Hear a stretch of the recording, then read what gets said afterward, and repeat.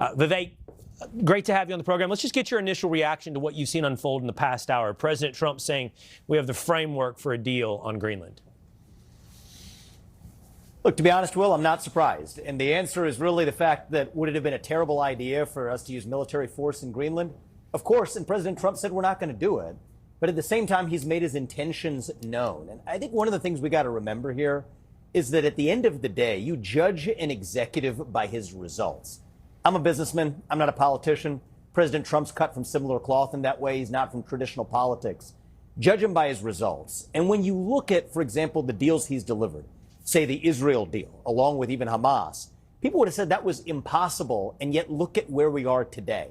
If you had said before he was elected that the U.S. could ultimately take possession of Maduro in Venezuela without a single U.S. casualty, finishing the job before people woke up on a Saturday morning, people would have been skeptical. And yet that's exactly where we are. And so I do think there's a temptation for commentators and from everyone from the peanut gallery to analyze every little step of the sausage making. But at the end of the day, you judge an executive by his results. And when you look at foreign policy victories in this first year of the Trump presidency, I got to say he has exceeded every expectation that, frankly, people on either side of the aisle would have had. And I think I'm going to judge, and we all should judge, the outcome of what happens in Greenland by the result of the deal that hopefully we're about to see soon. And Vivek, it's not just the peanut gallery. It's not just the critics who take a look at every step of the way of how the sausage is made, but it's every other politician. And right now, it appears, because he is perhaps a businessman, that he is running circles around the politicians, not just in America, but across the world, to get accomplished what he thinks is best for America.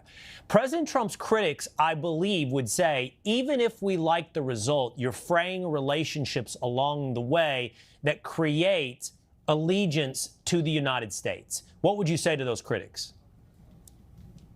So look, what I would say is, and you articulated, Will, as you often do, the best possible version for the other side, which I think we should do more often. So thank you for that. When I say judge by the result, it's not just by the result of this specific deal on Greenland, but also the long-term results. That's how you judge an executive. That's how a president should be judged. And I think the question is the U.S. alliance with Europe actually stronger 4, 5, 6 years from now in deterring Chinese aggression in particular? That's the metric. And I think there are good reasons to believe that with some bumps in the road along the way, you are actually going to see a stronger U.S.-Europe alliance to deter the long-run threat to the West, particularly the U.S., and that comes from China. And the reality is, if you've gone years without having an honest conversation about burden sharing, right? It can be an uncomfortable conversation. Certain presidents cut from a more gentle cloth may not want to broach that subject. At some point in a relationship, you're going to have to be honest and have a real reckoning about burden sharing, about costs and benefits, not just in some sort of short-term transactional way, but in an honest way. And I think that honesty and candor in the long run can actually strengthen a relationship.